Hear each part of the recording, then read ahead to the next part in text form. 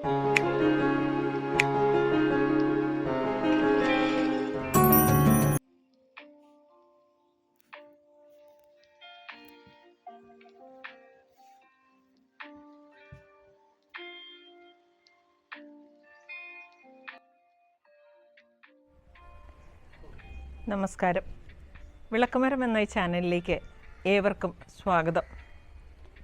ഈയിടെ 1-2 ആളുകൾ എന്നോട് ഒരു സംശയം ചോദിക്കുകയുണ്ടായി. കാലവർഷമൊക്കെ തുടങ്ങിയല്ലോ, മഴക്കാല ചികിത്സകൾ അതിനെപ്പറ്റിയുള്ള അഭിപ്രായം എന്താണ്? തീർച്ചയായും മഴക്കാല ചികിത്സ നമ്മുടെ ശരീരത്തിന് ആരോഗ്യം നൽകുന്നതാണ്. തീർച്ചയായിട്ടും അതൊരു ഉന്മേഷവും നമുക്ക് പ്രദാനം ചെയ്യും. എന്നാൽ ഞാൻ അവരുമായി ചർച്ച ചെയ്ത ഒരു കാര്യം എല്ലാവരിലേക്കും എത്തിക്കാനായിട്ട് ആഗ്രഹിക്കുകയാണ്.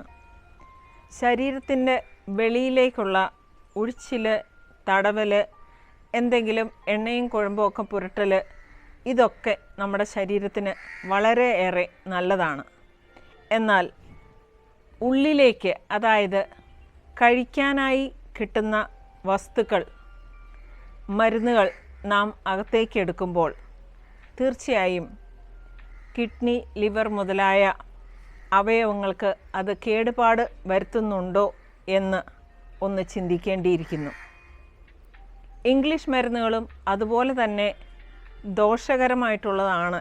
എങ്കിലും ഇടയ്ക്കെങ്കിലും കിഡ്നിയുടെ ഫങ്ഷനും ലിവറിൻ്റെ ഫങ്ഷനും ഒക്കെ ചെക്ക് ചെയ്ത് നോക്കാറുള്ളത് കൊണ്ട് കുറേയേറെ മരുന്നുകൾ ഉള്ളിലേക്ക് എത്തിയതിന് ശേഷം അവ നിർത്തുന്നതോ മരുന്നുകൾ മാറ്റുന്നതോ നമ്മുടെ ശ്രദ്ധയിൽപ്പെടാറുണ്ട്.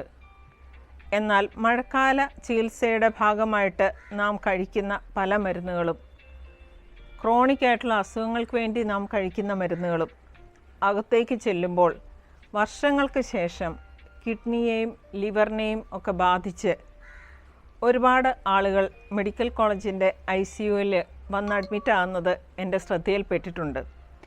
അതിൽ ഏറ്റവും ദൗർഭാഗ്യകരമായ ഒരു അനുഭവം എന്ന് പറയുന്നത്, ഒരു ഗർഭിണിയായ യുവതി മെഡിക്കൽ കോളേജിൻ്റെ ICUവിൽ അഡ്മിറ്റായിട്ട് കിടക്കുന്നതാണ്.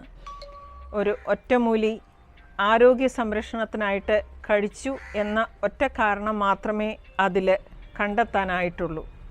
പ്രിയപ്പെട്ടവരെ, ചികിത്സകൾ തേടുമ്പോൾ അത് അസുഖത്തിനായിക്കൊള്ളട്ടെ, ഏത് വിഭാഗത്തിൽപ്പെട്ട ചികിത്സ ആയിക്കൊള്ളട്ടെ, സൈഡ് ഇഫക്റ്റ് ഇല്ലാത്ത, പാർശ്വഫലങ്ങളില്ലാത്ത ഒരു മരുന്നുകളും ഇല്ല എന്ന് നാം മനസ്സിലാക്കേണ്ടിയിരിക്കുന്നു.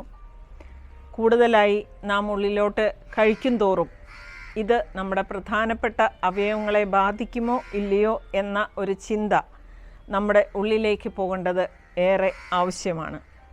ശരീരത്തിന് ഓജസ്സും ഉണർവും നൽകുന്ന ചികിത്സകൾ ഈ മഴയുള്ള കാലത്ത് എടുക്കുന്നതോടൊപ്പം ഉള്ളിലേക്ക് കഴിക്കുന്ന മരുന്നുകളിൽ ചെറിയ ഒരു ശ്രദ്ധ പാലിക്കാനും കൂടെ ഉപകാരപ്പെടുന്ന ഒരു സെഷനായി ഇത് മാറട്ടെ എന്ന് ആശംസിക്കുന്നു.